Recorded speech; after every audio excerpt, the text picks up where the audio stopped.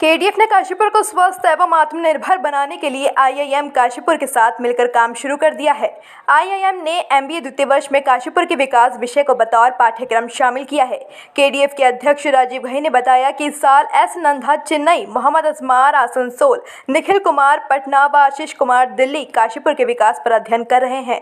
KDF के संरक्षक योगेश जिंदल ने आईआईएम से काशीपुर के स्कूलों में शिक्षा के स्तर को अंतर्राष्ट्रीय स्तर तक पहुंचाने के लिए अपने अनुभव साझा किए। वहां केडीएफ के सचिव शरद गोयल, कोषाध्यक्ष doctor BM Goyal, Chakresh Jain, Atul Aswa, CA Naveen Arora, doctor Tarun Solanki आदि मौजूद रहे। आईआईएम जो काशीपुर की एक बहुत बड़ी इंस्टीट्यूट है, एक बहुत बड़ी संस्था है, वो एक तरीके से काशीपुर का परिवार हो गया है। काशीपुर का खुशहाली या काशीपुर का विकास ये काशीपुर की जनता की तरह आईएम का भी एक अधिकार है, क्योंकि वो अपने फील्ड की एक ऐसा इंस्टीट्यूट है जो देश में ख्याति प्राप्त है, जिसका कार्य ही बड़े बड़े बिजनेस घरानों को की समस्याओं को और उनको ऑर्गेनाइज करना है। आईएम काशीपुर के साथ केडीएफ की वार्ता लगातार चल रही थी, जिसमें हमने उनके जो तकनीकी विशेषज्ञ हैं उनसे काशीपुर के में जो समस्याएं हैं, काशीपुर के विकास संबंधित जो हमारे टारगेट हैं उनको अचीव करने के लिए उन्होंने अपने जो सोशल एक्टिविटी के कोर्स है उसमें काशीपुर के विकास को सम्मिलित किया है।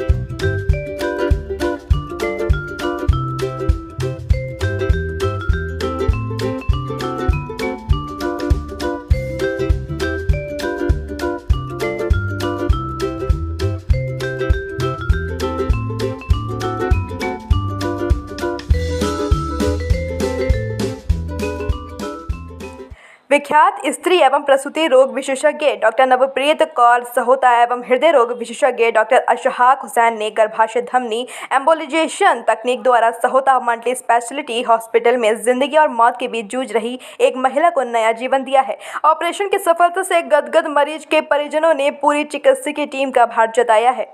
मैं इसके बारे में यही बताना चाहूँगी कि एक्चुअली हमने एक प्रोसीजर किया जिसका नाम है यूट्राइन आर्टरी एम्बोलाइजेशन। एक 26 वर्षीय महिला थी जिसके 2-3 बच्चे पहले ख़राब हो चुके थे।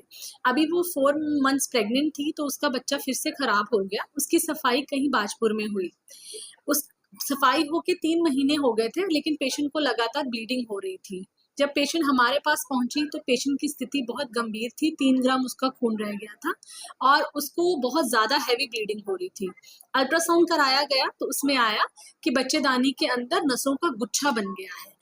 अब जो नसों का गुच्छा है उसकी सफाई तो नहीं हो सकती है, क्योंकि उसको छेड़ते ही और ज़्यादा ब्लीडिंग हो जाती। ऐसे पेशेंट में विकल्प सिर्फ एक ही रहता है, बच्चेदानी निकालना। लेकिन क्योंकि वो 26 साल की थी और उनके पास कोई पहले लिविंग इशू नहीं था, तो हमने यूट्रस को सेव करने के लिए ये प्रोसीजर का सहारा लिया। काशीपुर का कृष्णा पब्लिक कॉलेजिएट, जहां आपको प्रोवाइड की जाती हैं नर्सरी से 9th और 11th में साइंस व ह्यूमैनिटीज़ के स्ट्रीम की सबसे बेहतर क्लासेस।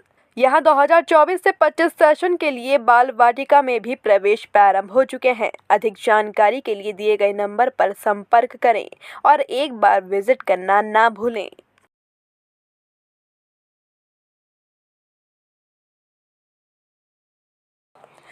कठुआ, जम्मू कश्मीर में हुए आतंकी हमले में उत्तराखंड के 5 वीर जवान वीर गति को प्राप्त हो गए, जिसमें टिहरी गढ़वाल के नायक विनोद सिंह, पौड़ी के कमल सिंह, रुद्रप्रयाग के कांडा खाल निवासी सूबेदार आनंद सिंह, राइफलमैन अनुज नेगी, राइफलमैन आदर्श नेगी ने देश की रक्षा में अपने प्राण न्यौछावर कर दिए, जिससे सभी प्रदेशवासियों में वीर जवानों के प्रति गर्व व उनकी शहीदी पर शोक का माहौल है। सीएम धामी ने भी प्रदेश के 5 वीर जवानों की शहादत को सलाम करते हुए इस दुख की घड़ी में ईश्वर से उनके परिवार को शक्ति प्रदान करने की प्रार्थना की है। अमर उजाला से जुड़े वरिष्ठ पत्रकार जितेंद्र पपने का निधन हो गया है। उनके निधन पर पत्रकार जगत में शोक की लहर दौड़ गई। जानकारी के मुताबिक अचानक से गिरने से उनके सिर पर गंभीर चोट लग गई। अस्पताल ले जाने के बाद उन्हें बचाया नहीं जा सका। 30 वर्षों से जितेंद्र पपने अमर उजाला से जुड़े थे। वह national union of journalist India के प्रदेश उपाध्यक्ष भी थे। आज दिन में उनका अंतिम संस्कार कर दिया गया है। आज एसडीएम काशीपुर अभय प्रताप सिंह ने ढेला बस्ती मधुबन नगर वार्ड नंबर 12 के बाढ़ ग्रस्त इलाके का दौरा किया। इस दौरान एसडीएम ने वहां मौजूद सिंचाई विभाग के जेई अवनीश कुमार को जल्द से जल्द ढेला नदी के कटाव वाले क्षेत्र की पैंचिंग का काम कराए जाने के निर्देश दिए, जिससे ढेला नदी से सटे लोगों व उनके मकानों को बाढ़ से बचाया जा सके। इस मौके पर पूर्व पार्षद अब्दुल कादिर समेत कई लोग मौजूद रहे। एक लगा देंगे तो साफ से बात हो गई। अरे नहीं आप परेशान लगवाएंगे है ना, पहले यही लगवाते हैं। हाँ, मैं बताना चाहूँगा कि जो ढेला बस्ती में जो ढेला नदी है जो वार्ड नंबर 12 पड़ता है नगर निगम का जी, पिछले साल भी यहाँ जो पहाड़ों में बारिश होती है जिम कॉर्बेट और उसके आसपास के रीजन्स में, जिसकी वजह से इसमें जल स्तर का काफ़ी बढ़ जाता है जी। और पिछले साल यहाँ पे लगभग 6-7 घरों को नुकसान हुआ था, इसमें घर गिर भी गए थे जी। और इस पे पिछले वर्ष भी सिंचाई विभाग की तरफ से कार्य किया गया था, जो भी सुरक्षात्मक कार्य हो सकते हैं किए गए थे और इस साल भी किए गए हैं। और यहाँ पे सिंचाई विभाग के साथ निरीक्षण किया गया और ये देखा जा रहा है कि अब ऐसी क्या यहाँ सिचुएशन बनी है और कौन कौन से नए ऐसे पॉइंट डेवलप हो गए हैं जहाँ पे खतरा है, तो उसी का निरीक्षण किया गया। निरीक्षण करने के बाद वहाँ पे जो सुरक्षात्मक कार्य कराने होंगे हम लोग कराएंगे। स्वाद व क्वालिटी में अपनी एक अलग पहचान बना चुका काशीपुर का SFC रेस्टोरेंट। स्पेशल थाली, delicious lunch, dinner, south and north Indian foods, Chinese food, breakfast basket, variety of drinks का खजाना। एक बार सेवा का मौका अवश्य दें।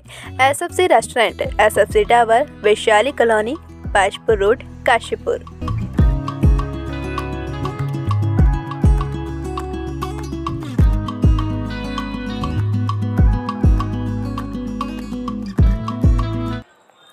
सितारगंज स्थित धोरा धाम के पास एक व्यक्ति बरसाती नाले में बह गया। सूचना पर पहुंची एसडीएफ की टीम ने उसका शव बरामद कर लिया है। हरिद्वार स्थित प्रेमनगर आश्रम की फर्जी वेबसाइट बनाकर ठगी करने वाले साइबर ठगों को हरिद्वार पुलिस ने राजस्थान से गिरफ्तार किया है। सीएम धामी ने आज हल्द्वानी, बनबसा, टनकपुर, सितारगंज, खटीमा व अन्य बाढ़ प्रभावित क्षेत्रों का हवाई निरीक्षण किया। इस दौरान सीएम धामी ने आपदा के बाद जल जनित बीमारियों से बचाव के लिए प्रभावित क्षेत्रों में दवा का छिड़काव करने के संबंध में भी अधिकारियों को निर्देशित किया।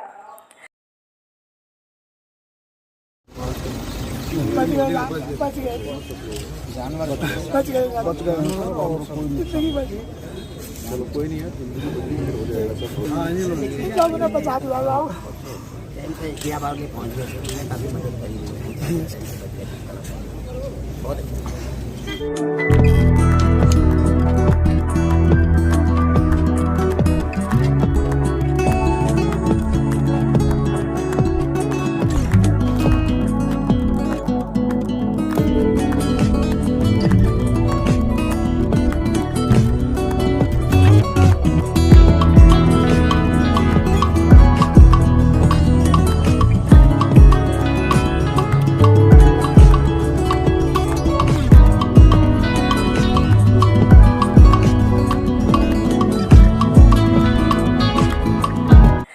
नैनीताल पुलिस ने पटाखा फोड़, साइलेंसरों और प्रेशर हॉर्न के विरुद्ध कड़ी कार्रवाई करते हुए यातायात चेकिंग के दौरान 274 वाहनों से साइलेंसरों व प्रेशर हॉर्न उतरवाए और 18 वाहन सीज किए।